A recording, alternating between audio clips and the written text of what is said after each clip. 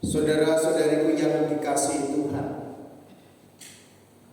hari Minggu Tritunggal Maha Kudus adalah hari Minggu yang sering coba dihindari oleh para roh, karena tidak mudah untuk berkhotbah pada hari Tritunggal Maha Kudus ini. Karena apa? Meskipun kami kuliah di Kentungan di teologi itu sekitar 4-5 SKS berbicara tentang Tritunggal Maha Kudus, tetapi toh kami juga belum sepenuhnya mengerti tentang Tritunggal Maha Kudus. Dan memang demikianlah misteri iman kita terkait dengan Tritunggal Maha Kudus itu. Pengetahuan kita yang terbatas, knowledge kita yang terbatas, mesti menangkap pengetahuan yang tertinggi dan yang tak terbatas itu. Tetapi paling tidak kita bisa mencoba mengenali tentang Tritunggal Maha Kudus itu dari bacaan-bacaan yang muncul terutama pada hari ini. Kita semua setiap hari, terutama yang Katolik, itu menandai dirinya dengan tanda Trinitas itu, yaitu dengan tanda salib. Bukan salib ini ya, mana salib? Dengan tanda salib, Holy Cross. Dalam nama Bapa dan Putra dan Roh Kudus, mulai bangun pagi sampai ketika kita tidur. Sudah berapa kali kita menyebut Trinitas.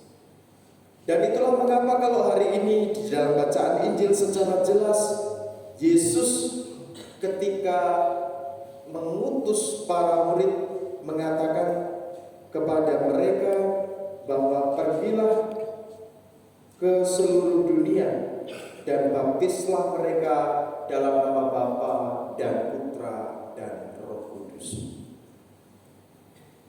Kesatuan antara Bapa, Putra, dan Roh Kudus itu berulang kali diungkapkan oleh Yesus kepada para murid, termasuk di dalam bacaan Injil Yohanes itu kita bisa melihat bagaimana Yesus berulang kali mengidentifikasi Dia dan Bapa sebagai sebuah kesatuan yang tak terpisahkan, dan Roh Kudus yang diutus sebagai penolong kita adalah bagian dari komunitas itu.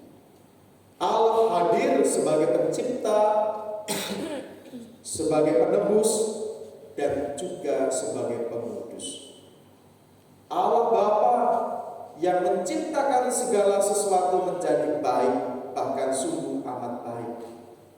Tetapi dalam perjalanan ciptaan yang baik itu ternyata dinodai. Dan Allah Putra hadir untuk memulihkan kembali identitas manusia yang rusak, identitas ciptaan yang rusak itu menjadi kudus kembali oleh karena penebusan Kristus. Dan Allah tetap menemani pergumulan hidup kita yang berusaha untuk tetap setia menjadi kudus dengan peran Roh Kudus. Jadi Bapa, Putra, dan Roh Kudus adalah perwujudan Allah yang terus-menerus mencintai dan mengasihi manusia dan ingin kita yang sejak semula diciptakan dengan baik ini menjaga kebaikan itu sampai kelak kembali kepada Allah sendiri. Maka orang mengatakan komunitas Tritunggal Maha Kudus itu adalah kesatuan kasih. Karena Yohanes juga mengatakan Deus Caritas Est. Allah adalah kasih.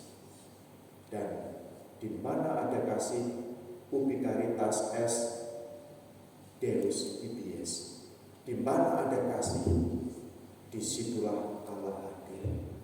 Maka kalau kita ingin merasakan kesatuan Trinitas itu, maka kita yang lebih dahulu dikasih oleh Tuhan, mengenali kasih Allah itu, dan kemudian diutus oleh Allah untuk membaptis orang di dalam nama Bapa dan Putra dan Roh Kudus.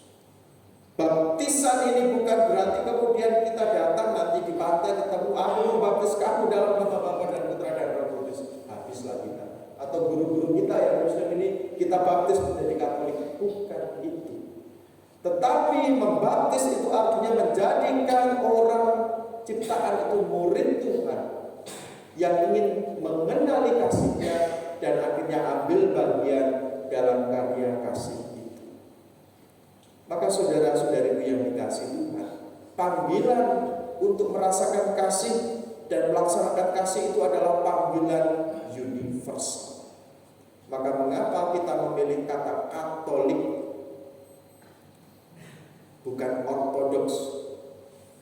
Karena Katolik itu berarti universal, umum, terbuka untuk semua orang. Bahkan tidak semua orang saja. Di dalam surat Paulus dikatakan bahwa penebusan Kristus itu menjangkau semua ciptaan. Paus Fransiskus berulang kali mengatakan penebusan Kristus itu wujud kasih Allah kepada seluruh ciptaan di dalam dokumen Laudato Si. Bukan hanya manusia yang ditebus oleh Allah, tetapi juga seluruh ciptaan. Mereka juga dicintai dan dikasihi oleh Allah. Maka saudara-saudari yang terkasih, kita yang hidup dan berkarya di dunia pendidikan dipanggil untuk menjadi murid Kristus, mewujudkan kasih itu dalam karya-karya dan panggilan kita. Menjadi guru yang tidak didasari oleh kasih itu, maka hidupnya tidak pernah menjadi berkat. Hidupnya tidak pernah mendatangkan kebaikan. Hidupnya tidak bisa memberikan daya ubah bagi murid-muridnya. Tetapi seorang pendidik yang mendasarinya dengan kasih dalam setiap pengajaran dan pendidikannya setiap hari, maka sebenarnya di situ menghadirkan Allah, menghadirkan sisi-sisi kebaikan untuk anak didiknya. Beberapa hari ini kita datang ke tempat ini untuk mencas energi dan semangat pelayanan kita, agar kita bisa mewujudkan misi Tuhan hari ini, menghadirkan kasih, mewujudkan Allah Tritunggal di dalam kasih bagi sesama kita.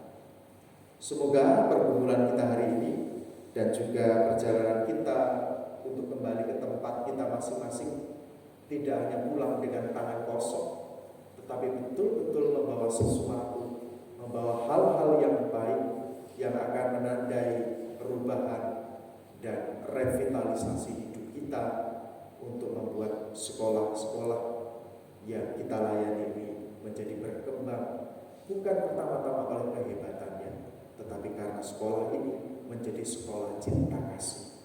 Tidak hanya sekolah yang mendidik secara intelektual, tetapi di dalamnya orang bisa belajar untuk mencintai, mengasihi, mengampuni, dan saling memberi. Logoresa itulah yang menjadi inti dari pelayanan kita, mendasarkan dengan kasih, belas kasih, logoresa lalia, readiness, kesiapsediaan, dan sacrifice. pengorbanan. Kita tidak bisa menuntut anak-anak kita punya semangat logoresa kalau kita sendiri tidak pernah memberi teladan. Kalau hidup kita masih hitung-hitungan, kalau hidup kita masih mempertimbangkan untung atau rugi, kalau hidup kita masih mempertimbangkan ini bermanfaat untukku atau tidak, dan sebagainya. Tetapi pemberian diri adalah karena cinta kita kepada mereka yang dipercayakan kepada kita untuk kita didik. Itulah sesungguhnya logoresa yang hidup. Anak-anak seringkali lebih mudah untuk melihat perilaku dan tindakan kita ketimbang omongan kita. Anak-anak lebih mudah meniru apa yang kita kerjakan dan kita lakukan ketimbang mendengarkan apa yang kita katakan. Maka tunjukkanlah perilaku kita, kata-kata kita, sikap kita yang menunjukkan logoresa itu, menunjukkan kasih, menunjukkan belas kasih Allah, menunjukkan kesiapsediaan kita dan juga pengorbanan kita agar kasih Allah itu terwujud. Dimuliakanlah Allah ini dan sepanjang masa. Amin.